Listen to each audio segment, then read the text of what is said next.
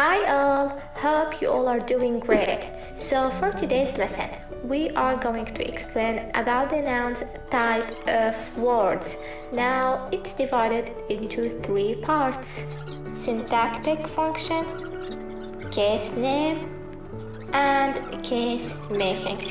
Now those three are known to be the interrelated topics that's taken together to determine how a noun should or be. For instance, why should I use I instead of me or us instead of we, etc. Starting with today's video, we are only going to cover about the syntactic function. Now, a noun type word can have different syntactic function for the purpose of illustration, and the illustration is divided into three functions too, which are 1. The subject of a verb, 2. Object of a verb, 3. Object preposition. And starting with the subject of a verb. Now the subject of a verb is known in Arabic فاعل.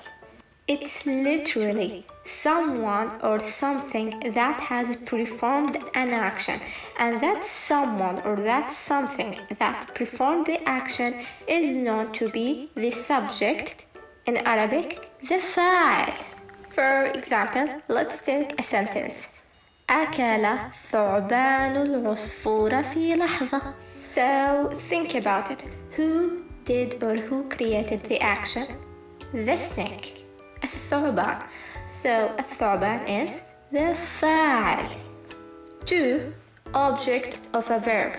Object of a verb is known in Arabic to be the مفعول به. مفعول به, again, it's literally whom or who got affected by the performance of the فاعل. So for instance, if you consider the same sentence: أكل الثعبان العصفور في لحظة, who got affected? العصفور. So العصفور is the مفعول به. 3. Object of a preposition. Object of a preposition is known to be اسم مجرور. This is simple. Any noun that is followed by any preposition is called اسم مجرور.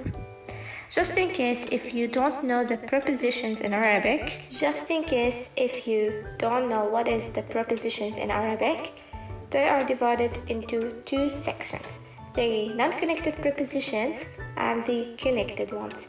The non-connected ones is من, إلى, عن, على, and في. The connected preposition is letter ba attached, kaf, and lam. So moving to our example: أكل الثعبان العصفور في, the preposition is في, لحظة. لحظة is اسم مجرور. Hope it's clear now. So let's practice with some examples. سافر محمد إلى لندن في صيف 2024. I decided to live in the future, okay? So I want you now to find me the subject of a verb, which is known in Arabic as the فاعل. So who took the action? Muhammad. And within this example, we got two prepositions, which are إلى and في, followed by London and صيف, which means they are اسم مجرور. Within this example, we don't have such a مفعول به here. Let's give you another example, and this time I want you to solve it.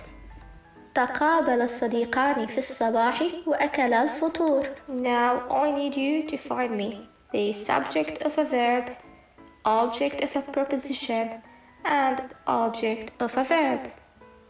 Identify them and leave your answers in the comment section. So for the first one, we talked about the subject of a verb, which is the فاعل, who or whom took the action. Now it's the صديقان, the two friends who took the action. Second thing, object of a preposition. We already know by now that fi is a preposition, so anything that follows after it is the object of a preposition, which is الصباح, morning. Third thing, object of a verb, which is known to be as مفعول به. So مفعول به, it depends on the فاعل. What the two friends did, they ate. They ate what? They ate the breakfast. So الفطور is what has the action been taken upon on. So الفطور is the مفعول به. Hope the lesson was simple, clear, and easy.